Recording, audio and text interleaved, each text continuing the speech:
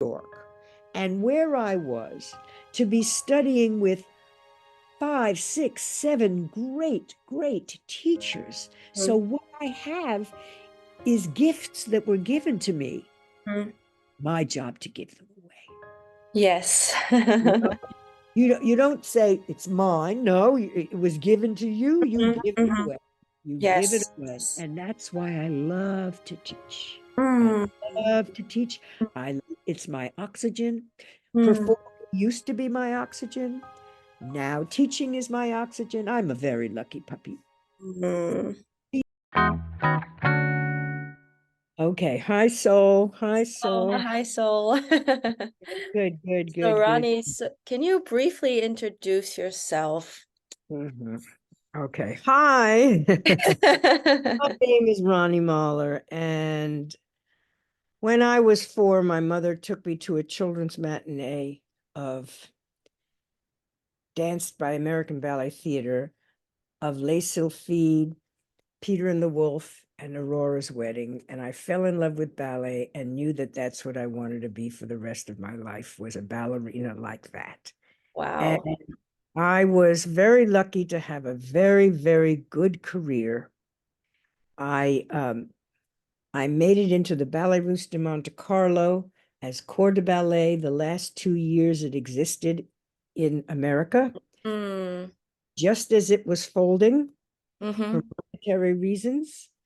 Frederick Franklin was starting his National Ballet of Washington, D.C., and invited me to be a soloist. That was a rung up. And after 4 years as a soloist with National Ballet, I left to get married and have a baby. And then I went back and danced with American Ballet Theater. And I was still a soloist, but I was doing a lot of principal roles. And I was a very lucky puppy because I was working with the likes of Anthony Tudor, Agnes DeMille, George Balanchine, Frederick Franklin, Nora Kay, Lupe Serrano. It goes on and on and on. Tony Lander, Carla Fracci. It was ballet theater's heyday, and we got to learn by watching the best. And so then I spent 6 years eventually as an assistant professor of dance with tenure at Kansas State University, Manhattan, Kansas, where I initiated and ran a dance degree program. And then I joined forces with my dear friend Dennis Nahat and Ian Horvath because they had started the Cleveland Ballet and they needed a ballet mistress. And I stayed with Dennis for 31 years and rose from ballet mistress to regisseur to artistic associate. And so I helped him run a company for 31 years and learned. And then came the pandemic. Okay. And I learned how to teach on Zoom. Okay. It's about my 4th career, okay? And I'm Okay. a very lucky puppy. I'm on my 4th career. I'm a Zoom princess. I don't dare call myself a Zoom queen because that would mean that I kind of know everything about it, but I'm still learning.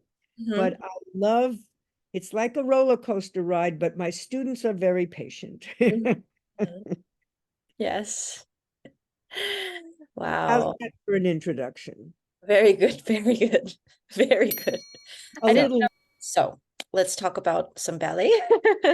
So here's the deal. I Okay. love teaching. Yes. I love teaching everybody from 4 years old to 88 years old and beyond, okay? Because I think ballet is much more than something you just teach to talented 10-year-olds who want to become prima ballerinas. Yes. Ballet is good for everyone. Yes. And I believe that whether you're going to have a career or not, even if you're suited for a career or not, studying ballet is good for you. And I have dedicated, well, right now, I still teach all ages, but I Mhm. love teaching adults Yes. because first of all, they're people, so they're interesting. Okay. They're all grown up. But second of all, they come with an interesting perspective. They come with interesting stories and they want to know and they want to learn. And even though their bodies aren't going to be able to master it at this age, it doesn't mean it can't be therapeutic as Mhm. long as you don't teach it to them badly. Now, Mhm. what do I mean by badly? I mean forcing them into a squished fit position. Mhm. That's not even good for anybody. Yes. Now, Yes. Vaganova teaches that, but the Vaganova method was named after Agrippina Vaganova in the Soviet Union. Um, and in they only accept body types into their ballet academy Yes. that Yes. that can do that, Yes. so they don't hurt anybody. Yes. But when the Berlin Wall came down, and when I mean the entire star generation of Russian dancers fled to the West, Mhm. as did all the good teachers. But then Mhm. they landed in the United States, but they were trying to enforce Vaganova method on all body types here. And Mhm. it was injuring everybody. And Yes. a couple of people like me were there to try to explain it and and not hurt people and this and that and everything. So it became very interesting. Mm. And I also, as we get older, we lose sense of balance. Well, Yes. ballet is very good for that. But even people who aren't old have trouble with balance. And I have a very, very, very good analytic mind. Mhm. My mind is able to figure out what is the essence of balance. The essence of balance is when your armpit is generally over your toes. Yes. Your toes are on the ground, your armpit is way up here. If you're in first position, you're standing on your heels. You know that because you can lift your toes up in first position and you're still on your heels. Mm. First position doesn't help dancers at all. Yeah. Fifth position. Now, I'm not talking a squished fifth. This is a fifth. Yes. Yes. Little children, that's a fifth. Yes. Just, can I cover my big toe with my heel? Yes. Can I hide my big toe behind my heel? It's still giving them the idea of something back, something side, even if it's turned in, and something front, even if it's turned in. And that's en croix, which is the basis of everything. Plus, if they're 5, it's going to look like this. When they're 6, it looks like this. When they're 7, it looks like this. When they're 8, it looks like this. When they're 9, you see what I mean? Yes. Otherwise, when do you start to put them in fifth? When they're 7, when they've been on their heels for 2 years, their pirouettes will always fall down. Mm. So anyway, Mm. I'm a little bit radical, although I know there are some people that believe what I believe. Mhm. But without squishing and keeping the knees straight and not hurting the hips, I Mhm. believe in hiding the big toe,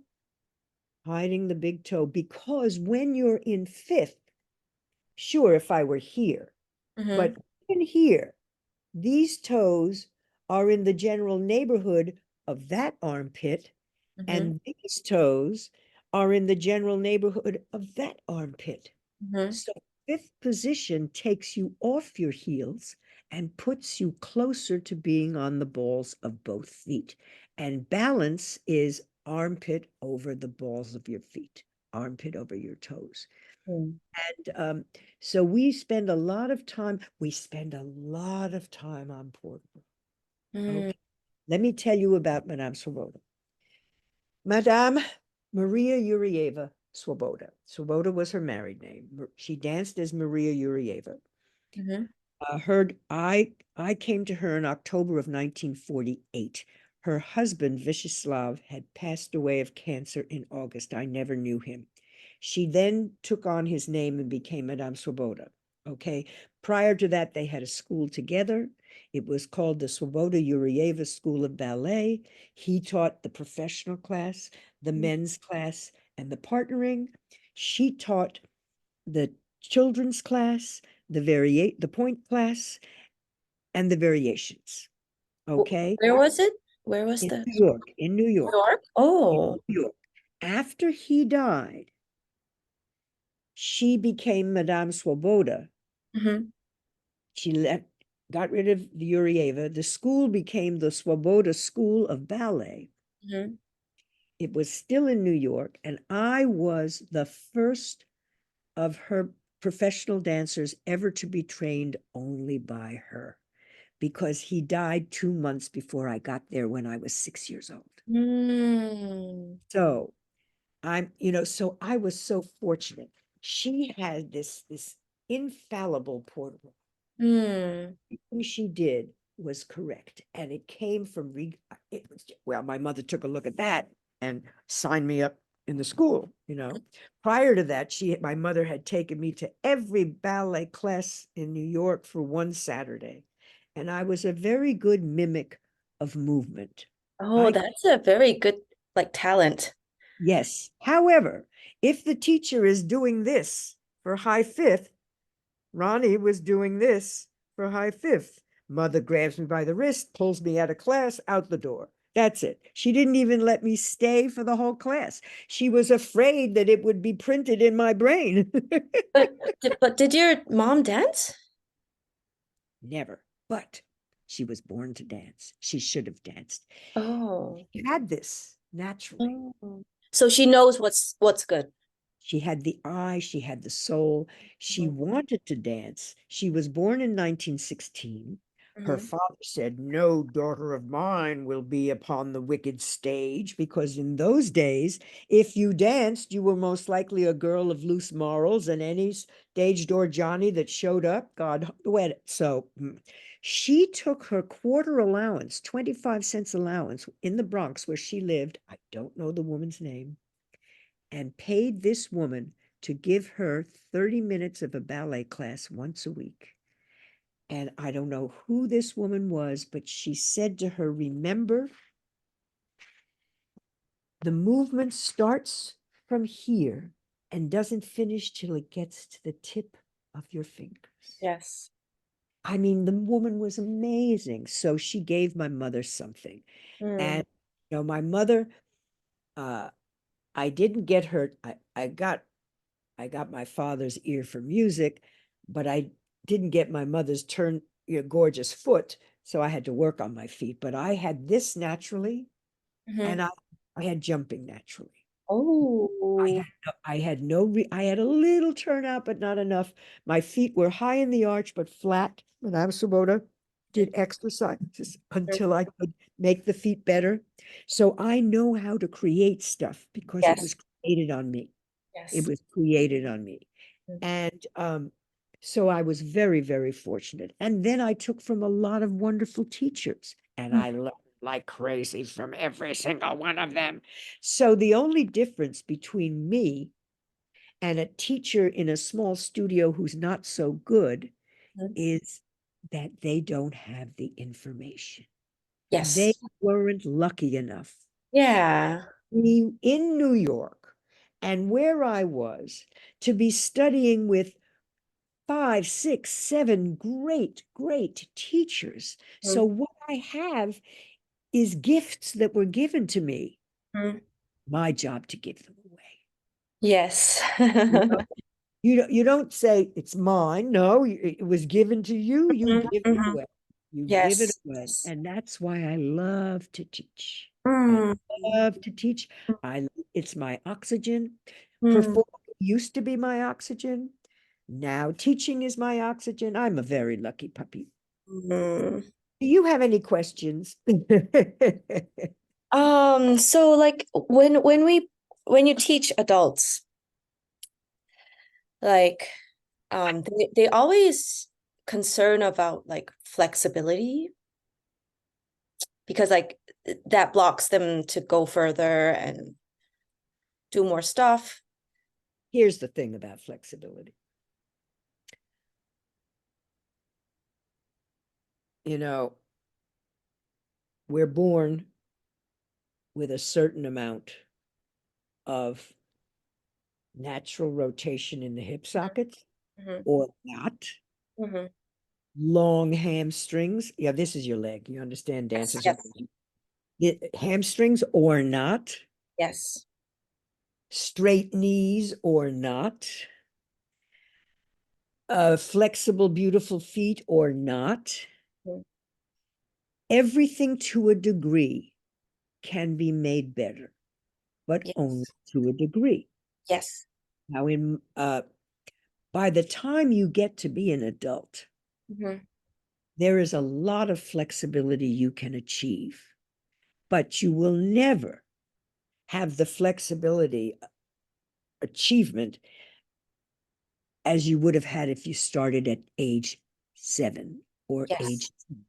And yeah. so adults have got to, and the people who teach them have got to understand that. Mhm. It's not about doing the exercise correctly.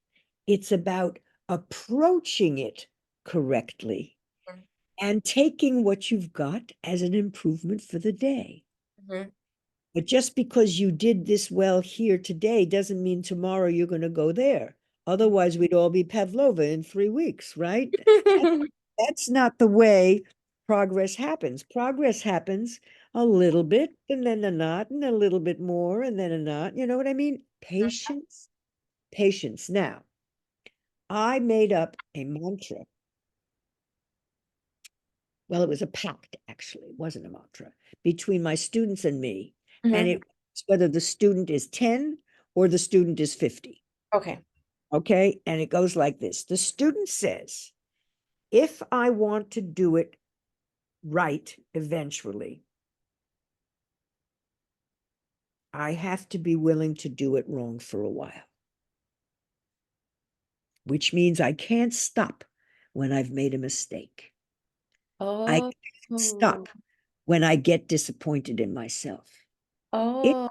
if I want to do it right eventually, I, the student, have to be willing to do it wrong for a while and still be around when progress is made. Otherwise, if I'm back home sulking, I'll miss the progress, right? Right. Yeah. But not more important, but as important as that is the teacher says to him or herself, if I want to see it right eventually, I have to be willing to look at it wrong for a while. Yeah. And that's where we teachers mess up. The Mm. minute it's not right, we stop and we fix. We stop and we fix. They never get to complete anything and they get the feeling that they can't do anything right. It won't get better now. I say to my students, that's a 4-monther. That's a 7-monther. That's an 11-monther. Okay. I'm always, and I exaggerate how many months so they won't be impatient. But Yeah. the teacher, Swoboda, Madame Swoboda taught me the art of knowing what not to correct. She came to, I brought her in when I was at Kansas State for a 10-day thing. And she taught, on the weekends for people that came from all over. But during the week, she taught my classes. Except she watched me teach my lower levels. She only taught my intermediate and advanced. Mhm. After she watched me teach my first ballet, there was ballet 1, ballet 2, intermediate and advanced. She saw Mhm. me teach a ballet 2 class. Yes. I can imitate her very well.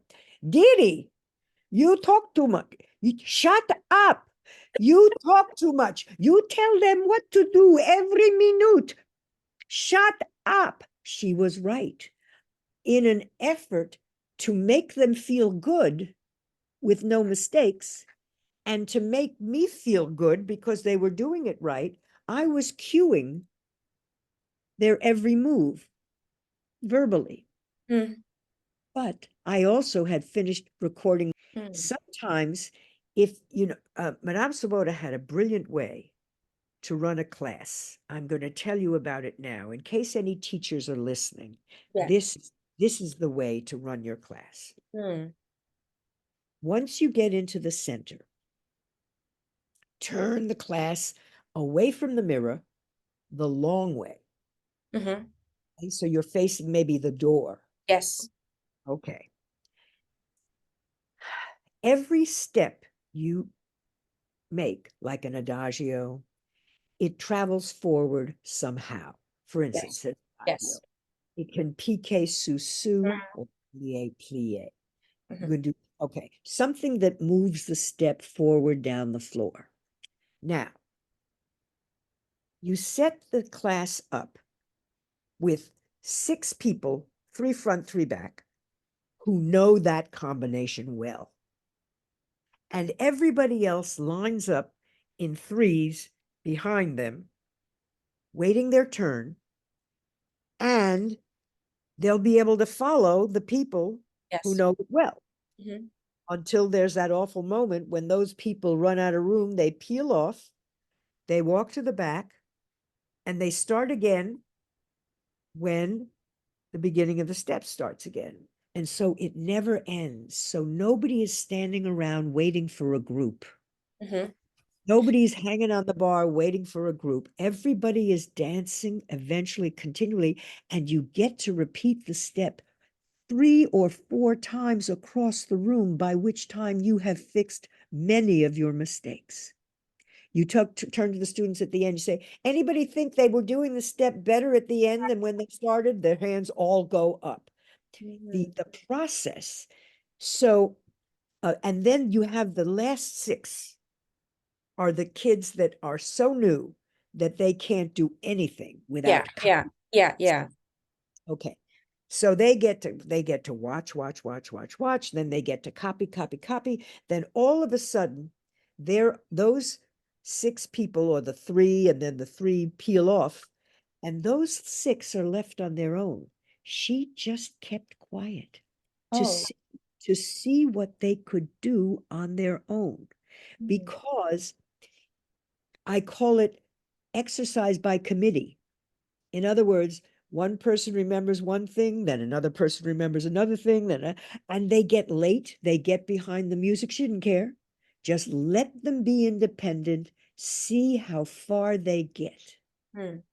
And usually it was pretty amazing. And then you see, it's always easier to fill in the gaps Mm.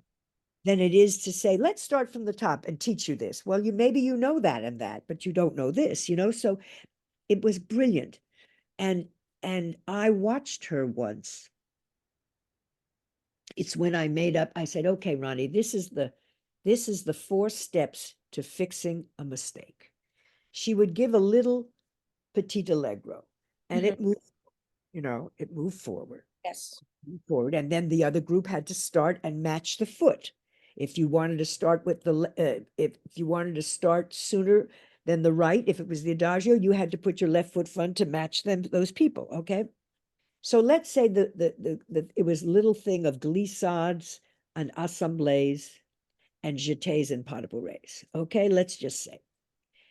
So I would watch a group of kids, and I would watch, let's say, one girl. Okay. She knows when she finishes, she starts with the right foot front. She knows when she finishes that little bit of 8 counts, her left foot is supposed to be front so she can repeat it to the other side, right? Mhm. Okay. She finishes her 8 counts and she still has her right foot front, and she has no clue what her mistake was. But now she gets a chance to do it to the left. And while she's doing it to the left, she says, oh, that was my mistake. Mm. Now she knows what her mistake was after the second time. Yes. On the third time, when she's doing it to the right again, she watches herself make that same mistake again, but she knew ahead of time and she was looking for it. And by the time she does the 4th time from the left, no more mistake. And Mm. that's the way the brain teaches the body how to learn. It takes time. It takes If I want to do it correct eventually, I have to be willing to do it wrong for a while. You know, because that's the way you learn. Now, that was infinitely more effective than if I had come in and helped them through it, because that's still just mimicking. When the gift a teacher gives to her students is independence. How many classes have you seen where if the teacher isn't moving, the kids aren't moving? A lot. Doesn't give them any independence. Yeah. If I want to see it right eventually, I have to be willing to look at it wrong for a while. If I want to do it right eventually, I have to be willing to do it wrong for a while. That's the essence of teaching. Not imperfection. How many students do you know? The minute they make a mistake in the combination, they do this. Yeah, they just stop. Or the minute they fall off a pirouette that wasn't perfect. No. That's not your job. Your job is to somehow save it in 5th position plie so that you can try it again. Yes. So this is so important. For instance, I was giving across the room. It was an adult beginner class. And, oh, by the way, very slow tempos are important. Don't give glissade, jeté, glissade, jeté. Give glissade, hold, Pause. hold. Yes. So, and 1, hold the plie 2, jeté 3, hold the plie 4. Because that way, if they make a mistake, they can fix it and still not be late. Yes. Okay, so I'm going the glissade jeté thing, and there's one adult, she's in the corner, and she won't try it. I went up to her, I said, you want to give it a shot? She says, no, I'm going to watch it a few more times. I said to her, you know what's going to happen if you watch it a few more times? Your brain is going to get smarter. Your body isn't going to learn a thing. Do yourself a favor. Get out there, try and do it wrong, and don't stop, and I will be able to figure out what your most consistent mistake is, and I'll be able to help you. But if you stand in that corner, your brain will get smarter and your body will learn nothing. So it is there's an element of trust. You have to build trust in your students so that they know they won't be mocked. And there are teachers who mock. And these students are scarred by that. Yes. I mean, and I see it all the time at conventions.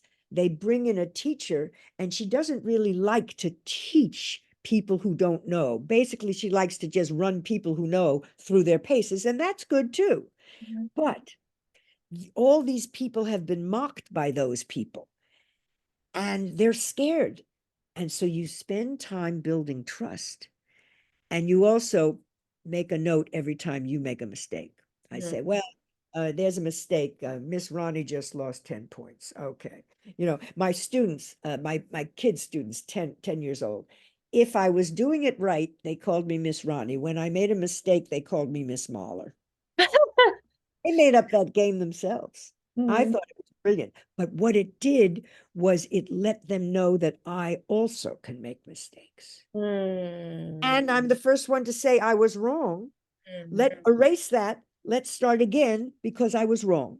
And then your students know, it's like parenting. Hello. Your students know that nobody's perfect and you just keep working at it, you know.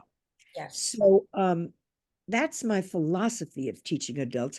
You So know, we have 4 minutes left. So maybe we can wrap up giving some confidence to the newcomers that are willing to learn ballet, or like some students that just came into ballet. trust the process. It's not I've had students come to me and say, oh, Miss Ronnie, sorry I had such a terrible class today. I fell off every pirouette. I said, you didn't have a terrible class. You fell off your pirouettes, but you learned. You got better. You had a good class. This isn't a performance. This is work. Choreograph the struggle. Watch yourself struggle. Appreciate the struggle. Smile, breathe, and things will get better over time. Do not make any value judgments. Do not make any value judgments. Just enjoy. Let ballet wash over you like a mist. Oh my and God. cool and refresh you. That's my message. Oh, so lovely.